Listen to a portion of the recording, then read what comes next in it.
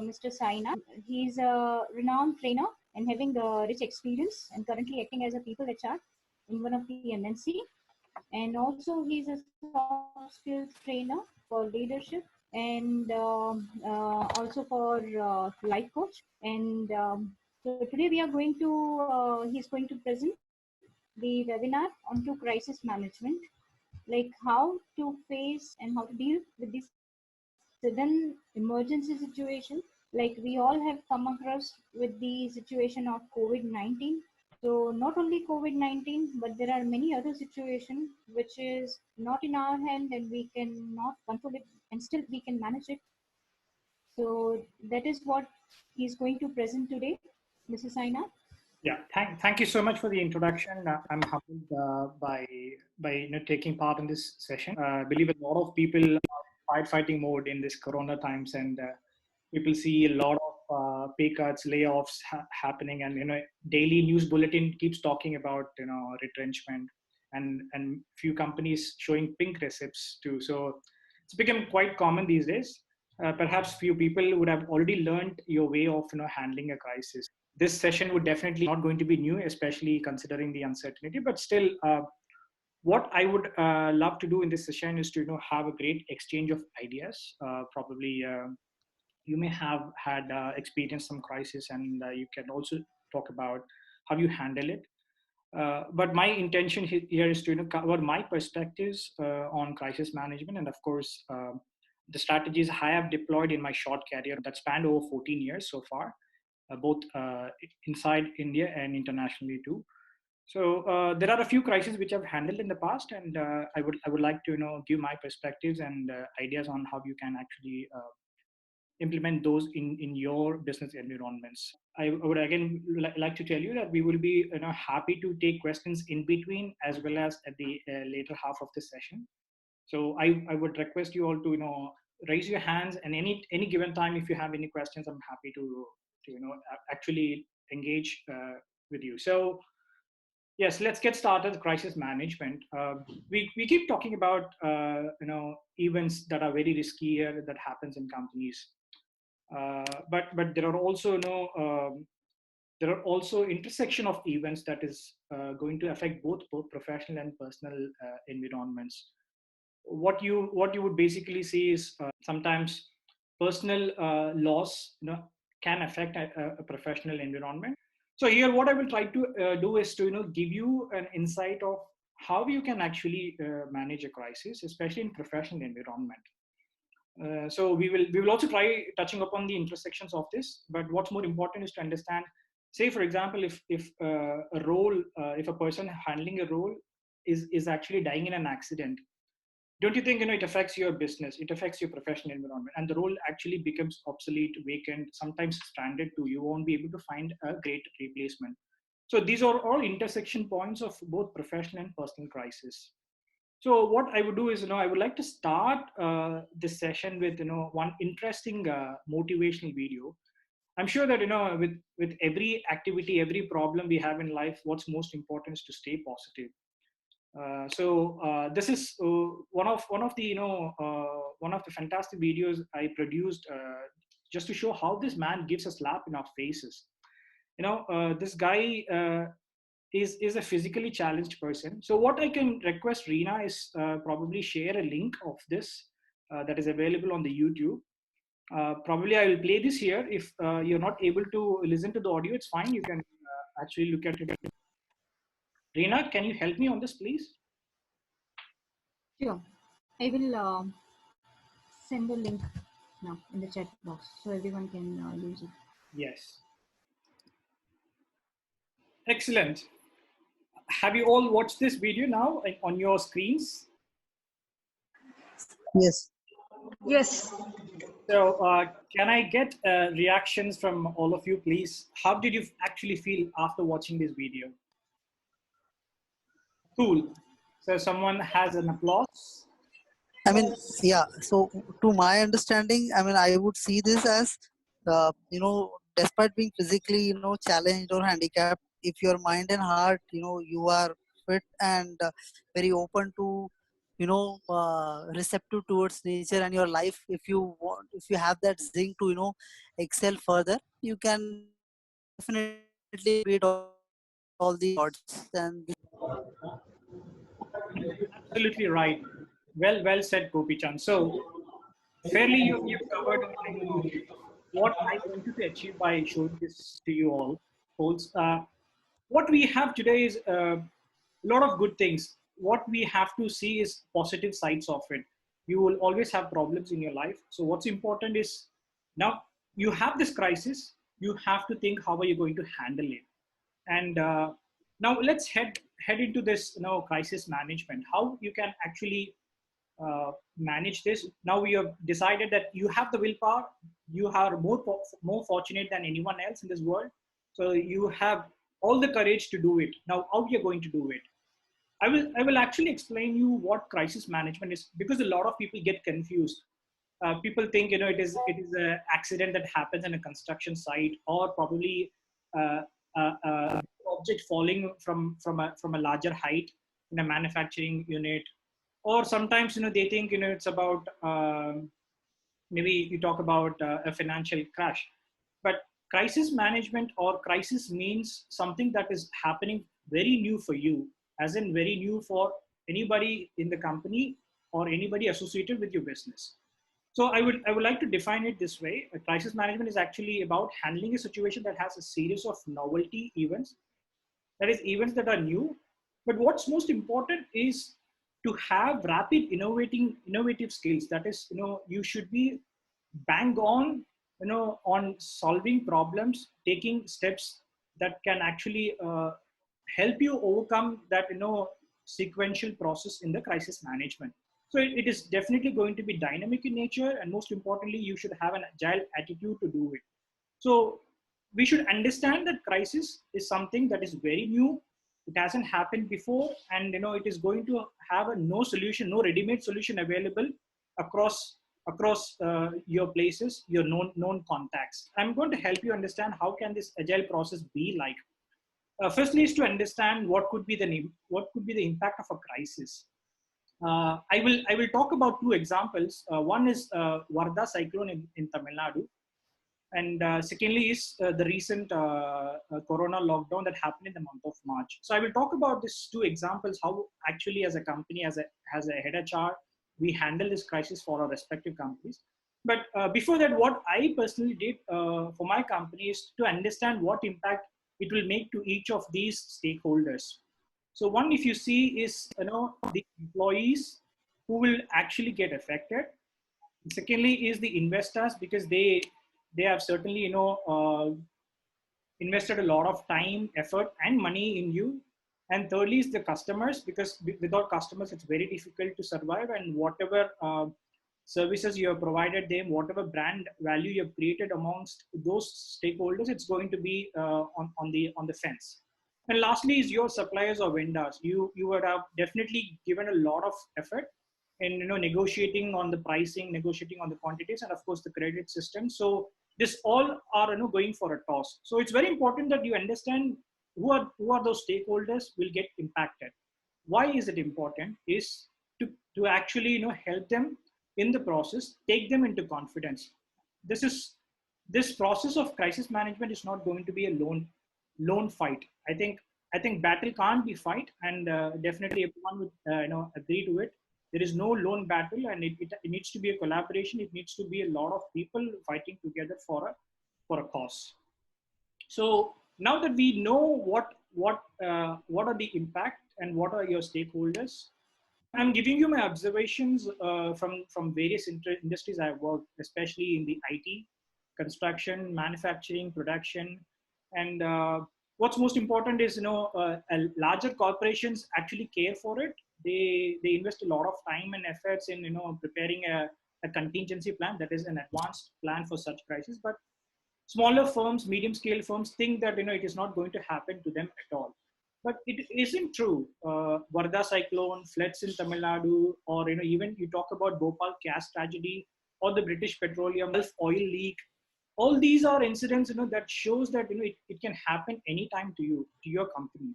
So you should always be prepared with an advanced plan. So what I'm going to suggest you is, is an aggression.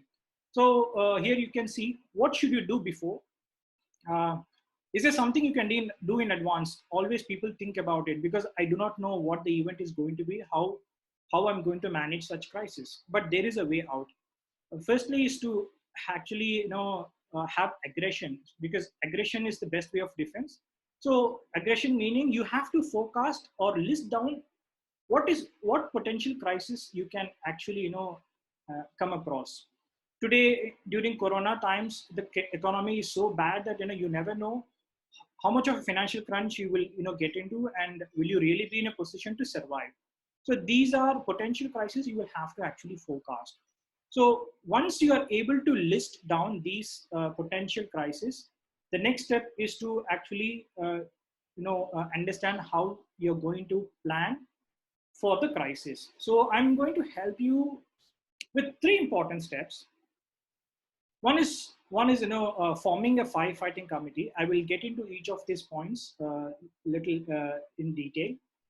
First thing is to forming a firefighting committee. So what do we mean by a firefighting committee? You talk about a fire accident, and you immediately call the emergency number, and people, a brigadier team comes over there and rescues the victimized people. But herein, it's important that you form this committee beforehand. But how do you actually form this committee? Who should be part of this committee is the big question. Will you will you will you take every employee of each function into your committee, or is it specific people? So I'm going to help you fundamentals or principles of how you can form these groups actually. So number one is people who understand perspectives and interests. Who are they, and why should they be? I will tell you. HR departments, the key managers who handle larger teams, are the ones who understand perspectives and interests of people. Especially the HR departments, HR professionals like us, we folks actually understand more about employees' financial background, or their family background. At the same time, we definitely know what are their career aspirations and where they actually are right now. So this is something that is crucial while we handle a crisis. The sense of having this group of people is to know that perspectives are definitely required to make smarter decisions, especially in crisis. So the first group of people should be HR departments and the key managers who understand perspectives and interests of people. And second sort of people are people who understand business better. So business meaning, they understand how financially impact the crisis could actually make. So they could be a sales leader, a business head, business unit head, or sometimes they can also be chief executive officers who can actually be part of this group, wherein that person can envision what business impact this will have, because that person will have a accountability to report into the stakeholders, that is the investors. So that's the second group you will have to see that they are part of this group. And number three is people who are capable to gauge the impact to the stakeholders. So this stakeholders meaning, apart from the investors, there are also other stakeholders, like I mentioned. It is the suppliers, it is your client, as well as sometimes it is your employees too. So employees meaning there could be outsourced manpower, wherein as a HR folk, you will be responsible for such outsourced manpower to be paid on time, irrespective of the crisis the business faces. So this is an ethical responsibility HR department has, or the project department heads will have. So I recommend these three groups of people forming that committee, and it will make a lot of sense in combination of understanding as well as being able to take their perspectives in moving forward. So this is first step what you can do in preparing for a crisis. Number two is risky events versus novelty events. So this I actually covered earlier, is to differentiate what are normal events or routine events that could happen in a manufacturing plant or a production unit or a construction site. Could be a fire accident, it could be anything, any fatality that happens. But for that, you may have a standard operating procedure like a first aid kit, or then later who does the first aid measures. Is it a HSE officer or so and so? But you will have to understand differentiation of it. So novelty events, again, I specify, it could also be a construction company, crashing into financial crisis due to demonetization of GST reforms. This is one example I have faced in my career. So I worked with a renowned construction company, real estate company in Tamil Nadu, heading the state HR, and they in fact were the most popular brand in Tamil Nadu for about 7 to 8 years time. And when government of India came with an idea of firstly demonetization and secondly GST reforms, and of course it topped to it the RERA Act. So that is the Real Estate Regulatory Act. All these three revolutionary steps taken by government of India led them to a financial crash. This was certainly unexpected, and I'm sure that a lot of companies think that today I'm a great brand, I don't have problems, I'm financially sound enough, and I have a great stronger HR department to do it. But what HR folks will have to be prepared is also to understand or be aware of what is happening outside the business too, be it constitutionally, be it statutorily, as well as market wise. Is it really that your company has the market share the news articles say, or is it that a competitor company is taking over your market share? So these are forecasts that you can make, and these are the novelty events which you will have to prepare for, and that's where we refer to crisis. Three different ways how you can do it. First is list down events that has never happened before at all for anyone for that matter. Maybe you can actually be very creative. Say for example, Malaysian Airlines never thought that they will have 2 times their planes crashing off. Even for the first time before it happened, they would have never thought their airlines would do, because it has not happened for at least a decade or so. But when it happened, and you actually do not realize that it can happen again too. So what's important is first is to list down events or be creative that is relevant to the business. What could happen? One. Number two is have happened to someone else before, but not you. Don't take it for granted that if someone is facing that, you will not be that person who will have to face the music. You never know, your company might also be facing such crisis. So list down such forecasting events. Thirdly is to understand that don't copy solutions that any company has used in their crisis times, because environments differ. Though there could be some logic or a uniformity that can be brought in, but what's most important is to understand the fitment of such a solution to your crisis environment. So these are the three ways how you can actually list down the events. And you can also prioritize which event will have a severe impact, which event might have a medium impact, and which event could have a low impact. And that's how you can prioritize, level them up, and based on that you can act during a crisis. So what I would suggest in the point 3 is always make sure that you follow your values and beliefs. It's very important as a company. You have come a long way through.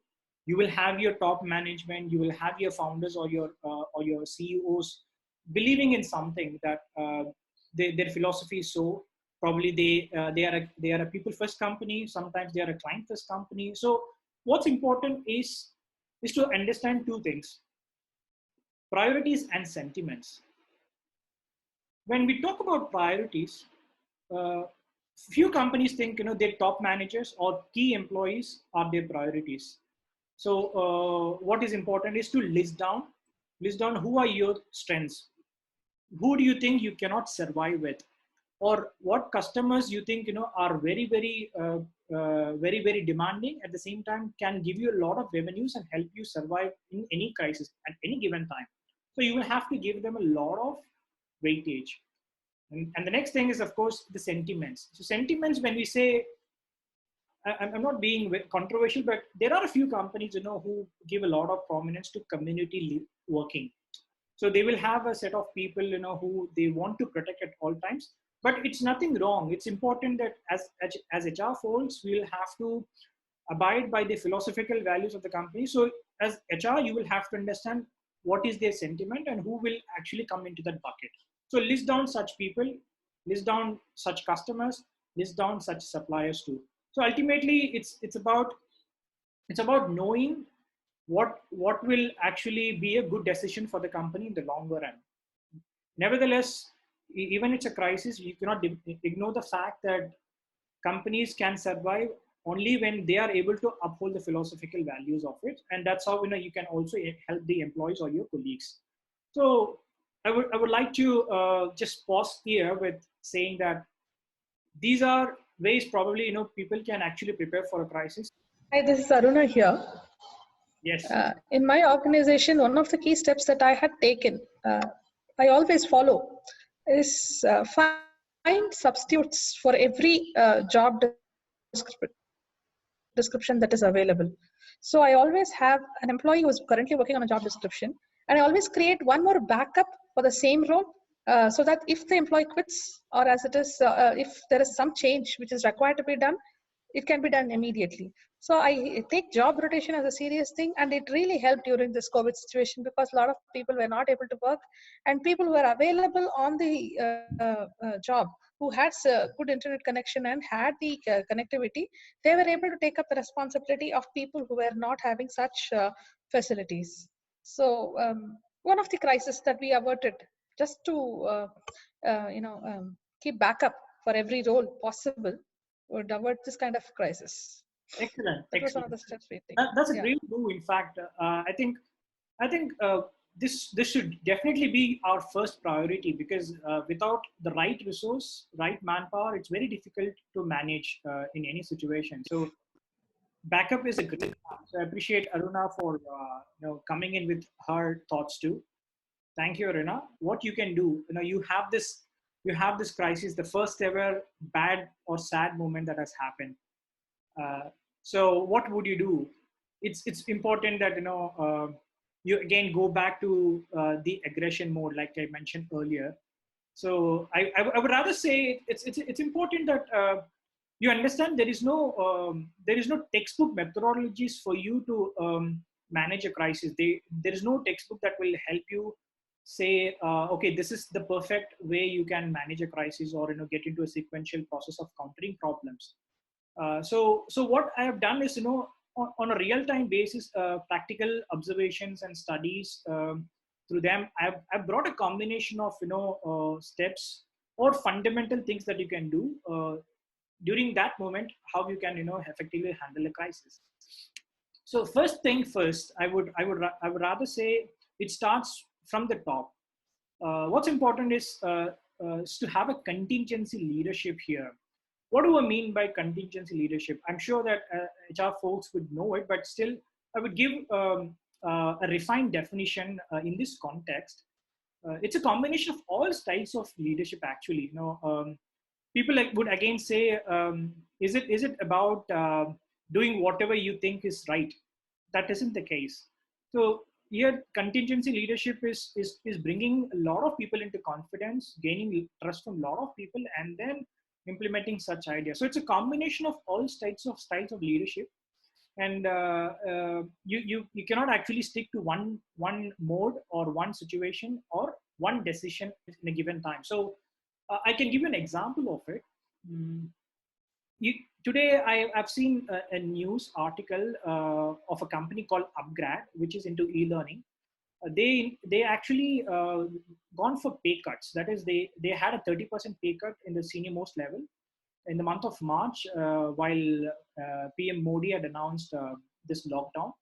They actually forecasted an economic crisis, and that's how they did it. And today they have reversed that decision. In fact, they have said that they are going to revoke their salaries to normal salaries. One, and secondly, is they will be paying up all the amounts they have lost so far, foregone so far. So all this will happen as arrear payments. So this sometimes actually pleases the employees. You understand what I mean, right? Uh, when the leader makes a decision of a pay cut, employees will rather feel very bad about the decision, because they are financially affected about it. But what's most important as HR folks, what I will cover later is the communication piece. But as HR folks, it's important that we communicate that there are more less fortunate people, meaning there are a lot of people who lose the jobs. But at least a pay cut of 30 to 50% is fine, as long as you're employed. So this is something, you can bring into place to convince or to, moralize people.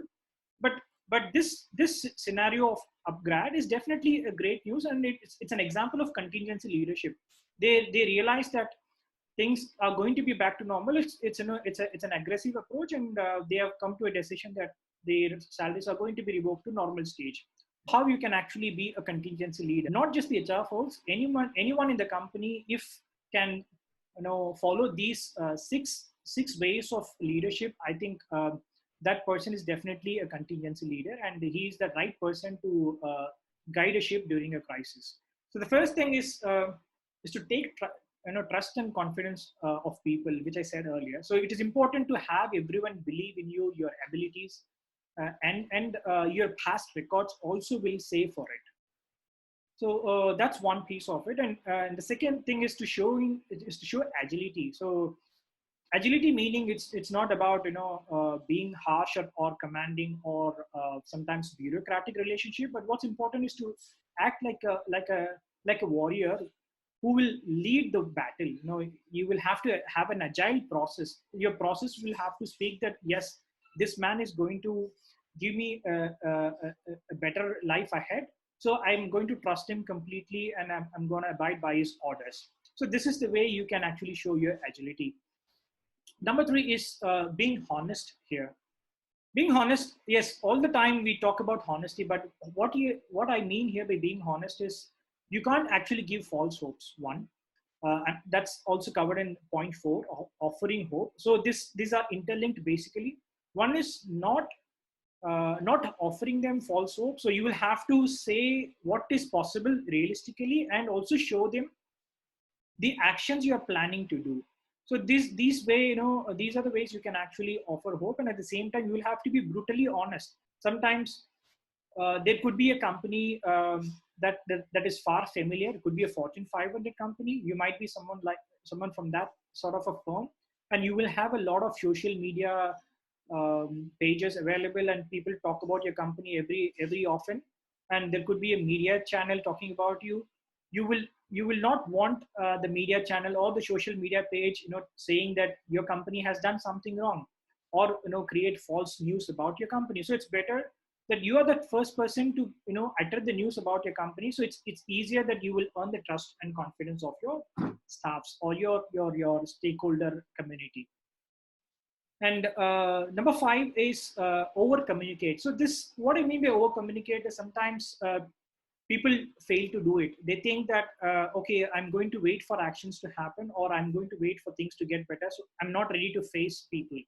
But that isn't really the case. Again, communication is here the key, and you have to communicate surplusly, meaning whenever people have questions for which they need answers, you should be proactively giving them answers before they question you.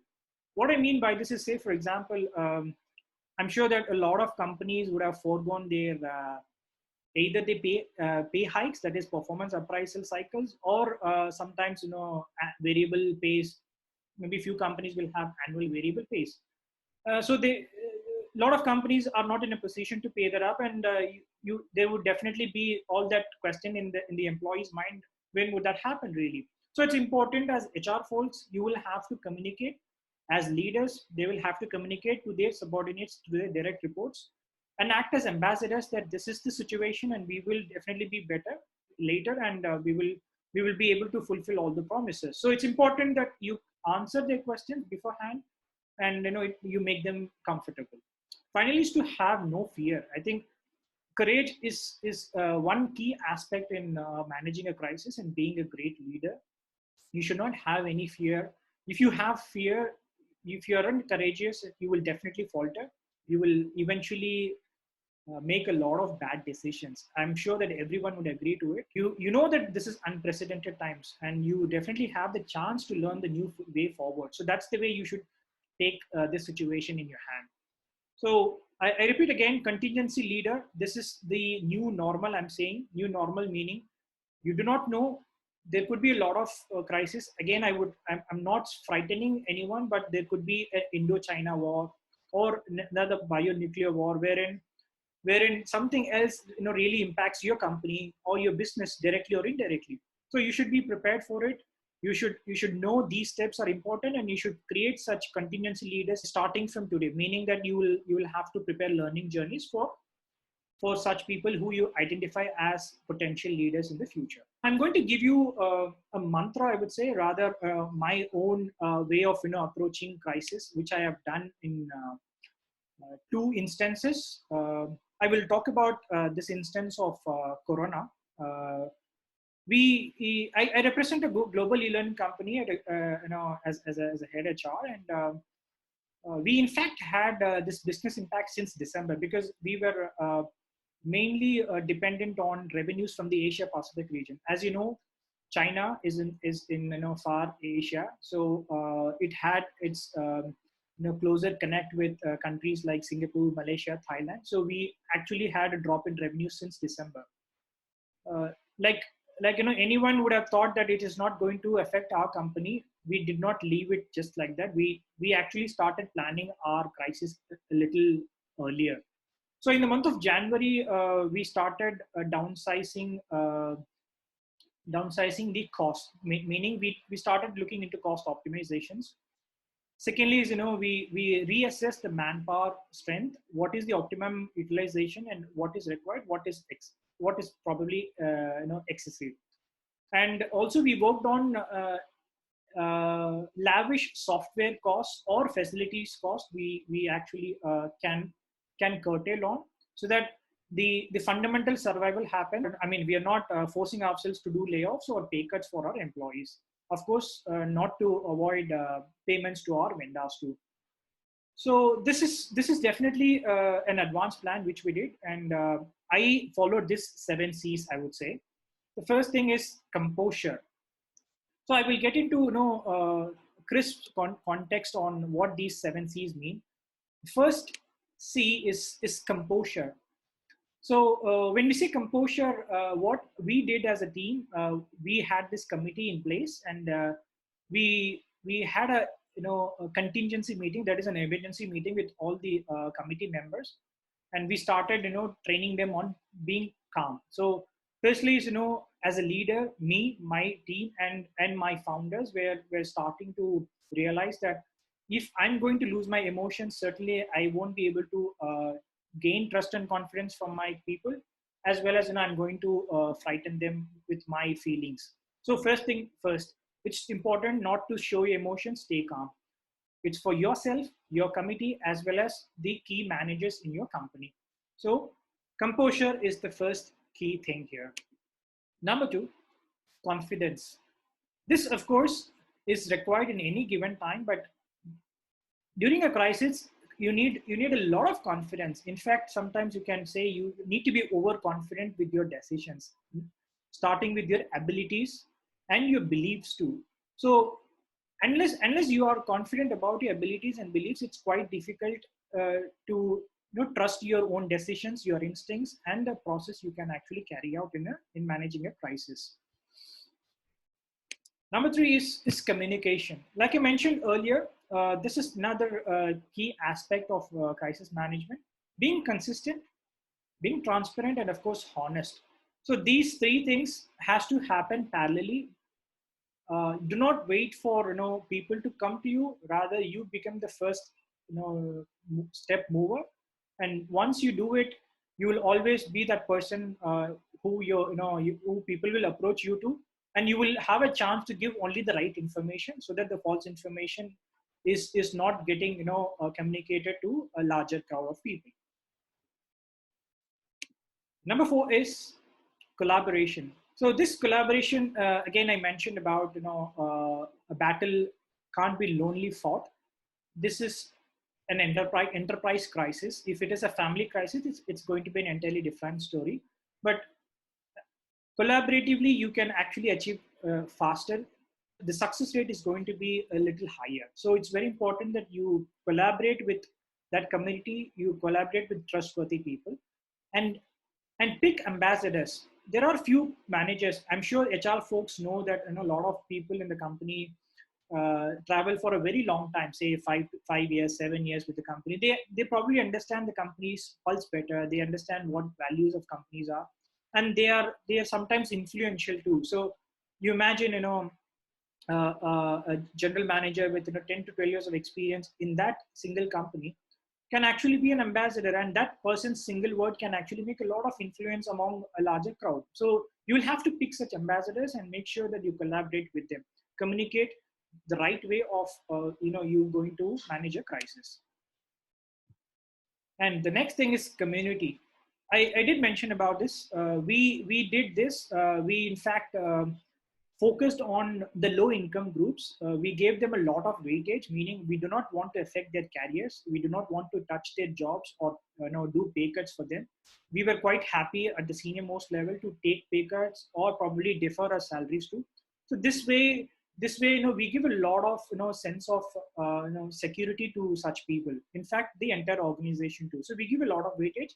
Maybe it differs from company to company. There might be a company who gives a lot of weightage to the senior most people, or few key people, or sometimes the clients are given more importance. So it's important that you understand which community is your priority and align your philosophical values to such community people, so that they are going to help you in the future too. It's not about taking a biased approach. It's about understanding how they can help you in the future, how they can help you sustain your company or your business.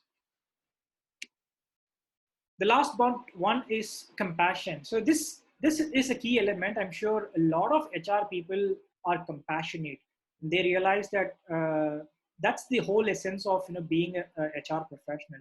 If you can really listen, empathize with people, understand, take time to to see things from their shoes, I think that's the best part you can do in a crisis. Maybe today you might have a lot of employees having pay cuts or layoffs. Never mind.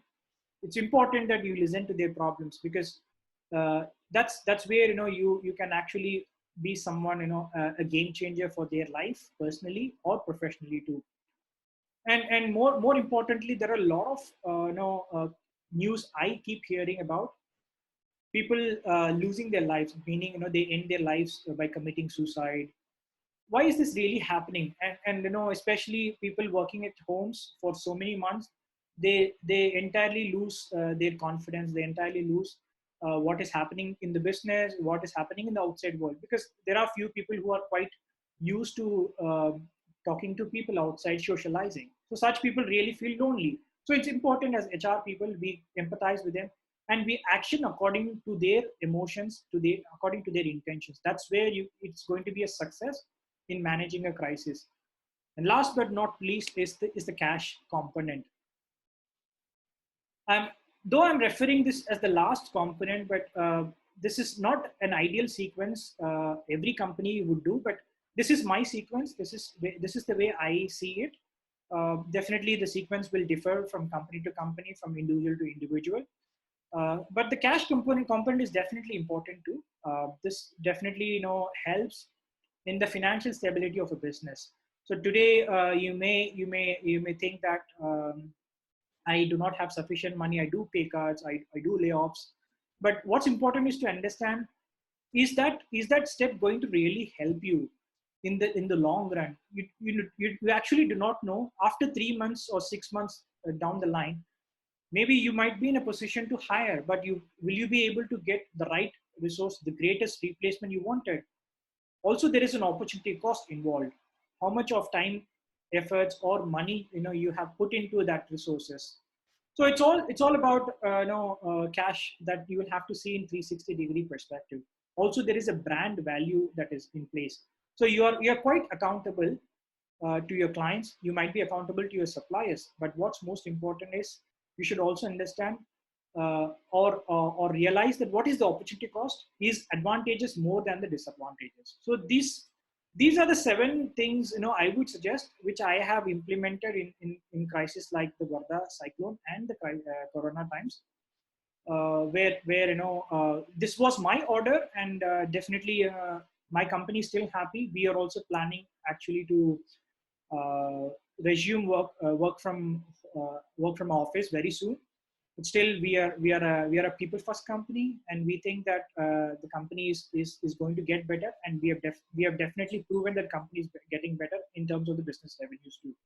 So this is a successful model which I have actually tried in my company. It has worked for me. Maybe you can change your sequence. You can change or probably pick any of these ideas, implement in your company, and you can probably show results to your managers or your business leaders. But remember, one last thing I would like to tell you: please don't ignore these pitfalls, or rather things that you should avoid. Firstly is, you will have to be selfless, meaning you can't actually be opportunistic. Sometimes, people take decisions at the expense of others. Let's not do it, because today we may think that's the way forward, but you do not know, as a company, as HR, you might have done a lot of efforts to gain that recognition, to gain that familiarity or trust or confidence. You can't crash that in a single moment, by a single decision you take badly.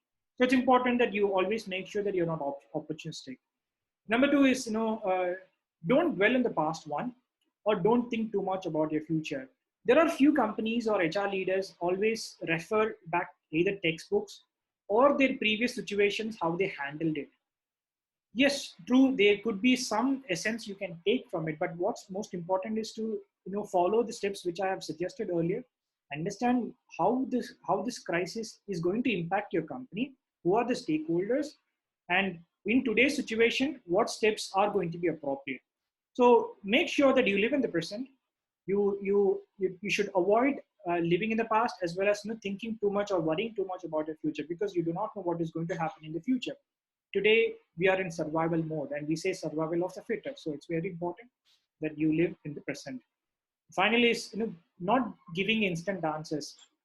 I've finally seen a lot of could be line managers or supervisors give actually false promises.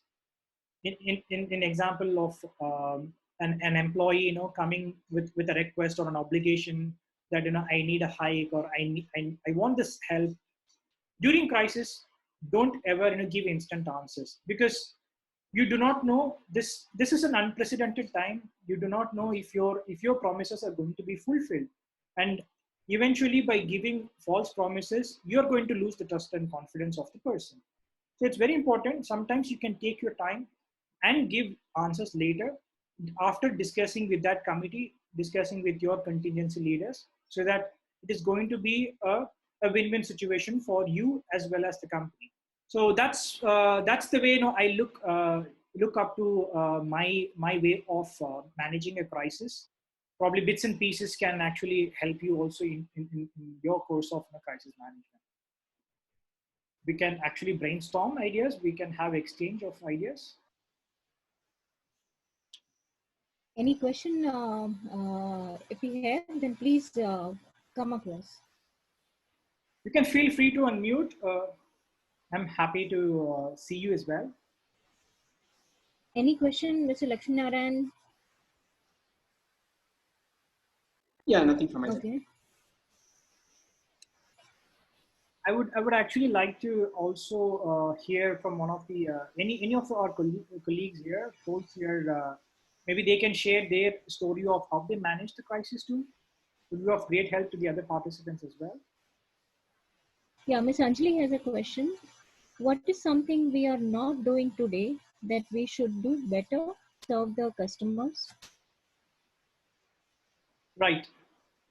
I think most important thing we feel doing is communication.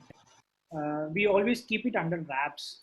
We think that client is going to be scared about our capacity to overcome such a challenge. Uh, by by being scared, I think it's not going to help the purpose of winning it. Or you protect the truth. One day someone else is going to tell the client that this is what your service provider is facing. So first thing is importantly communication in such a crisis. And I think you can also sometimes be I would say you can be flexible. Maybe as a client, the client might not want to pay up your dues. or probably they are also in a similar situation like you. So it should be, if it is to be a win-win situation, you can actually be flexible. And if you are really doing these things in such a crisis, you will always stand in the hearts of your clients. And I think that's the way you can impress your customers. I think I've fairly tried answering your question, Anjali. Hello, you are able to hear me? Yes. Yeah, I think, yeah. So I just want to share one of my experience. See, I think this is with respect to personal life, not on the professional life. See, we all, I'm just telling one terminology, like we all are paying one tax to this corporate that is called MTT, Medical Terrorist Tax. Okay, so I just explain what is that. Whatever the eatables or whatever we are buying in the market, like turmeric, that is not a turmeric one, that is a yellowish powder. Okay, so this kind of all the product we are this so much of adulteration and so much of poison is mixed. So entire Indian community all over the globe, everywhere it is poison. So this way we are paying medical terrorist tax. So what my suggestion is, we have to do a kind of a self-sustainable living. What we have to do in this kind of crisis management, we have to decide what is the ingredients in the product we are using. So I just suggest, like this turmeric, we have to take we have to make our own products, like from turmeric to soaps to all those stuffs. So that is what I am doing personally from my home, that self-sustainable living.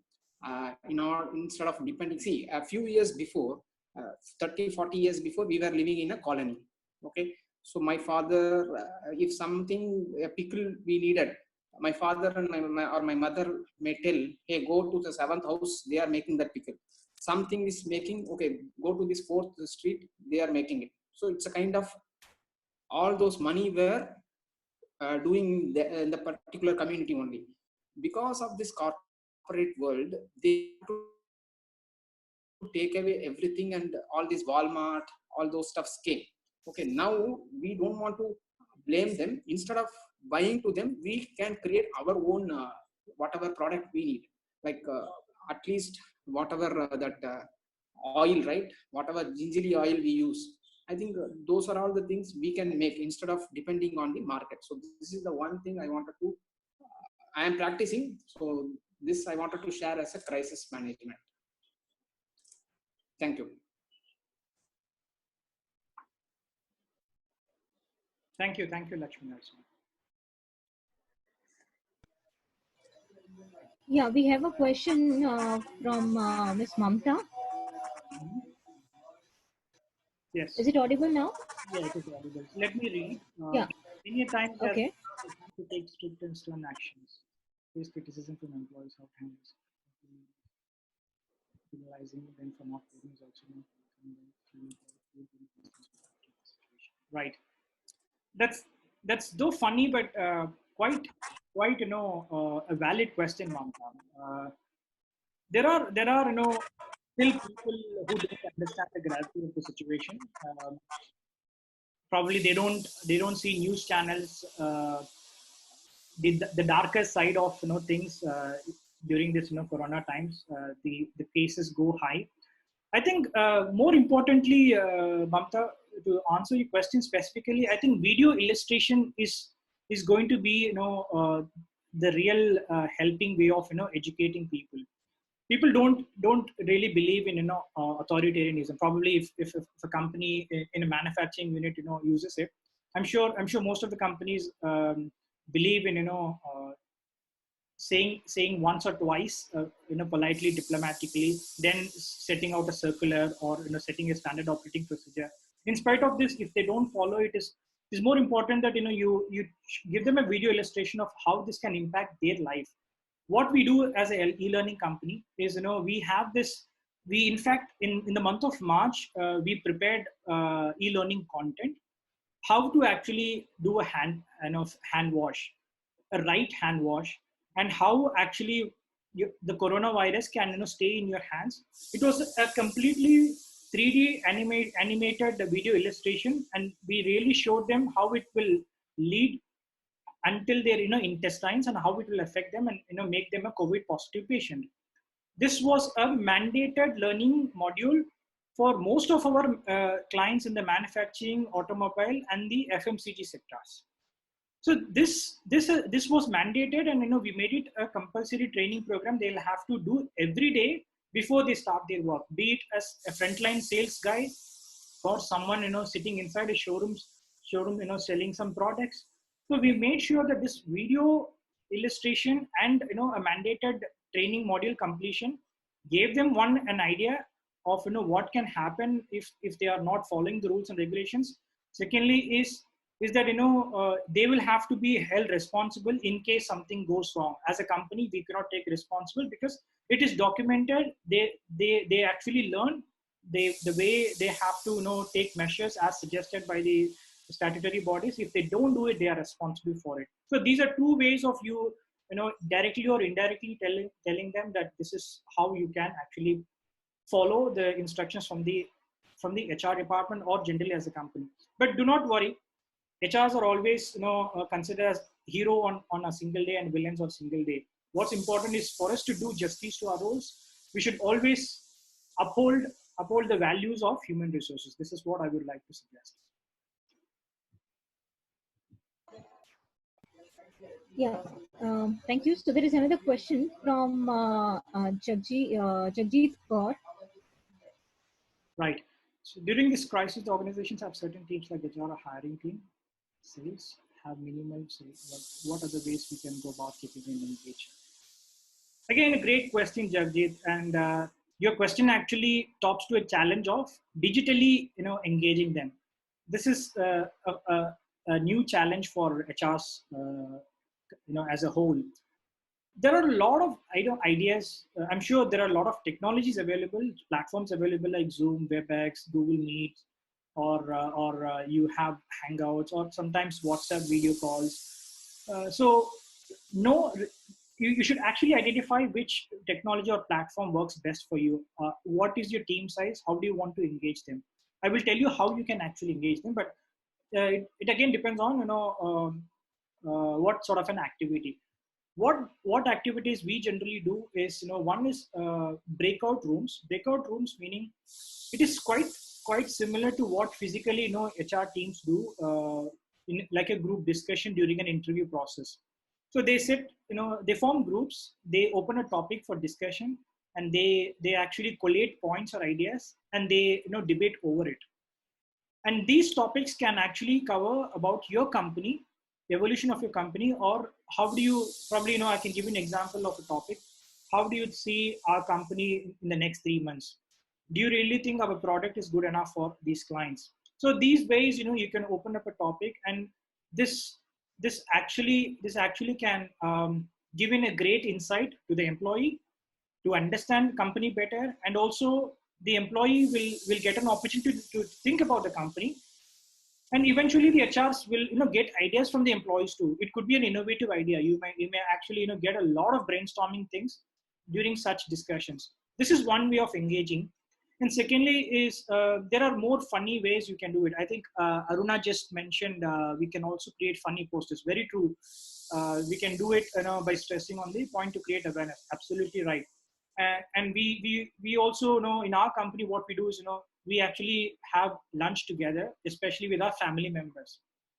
So we celebrate birthday parties in our office. Every week we used to have birthday party celebrations. Every month we used to have a day outing, that is either could be a lunch or a dinner, team lunch or a dinner. And we what we did is we started having town halls.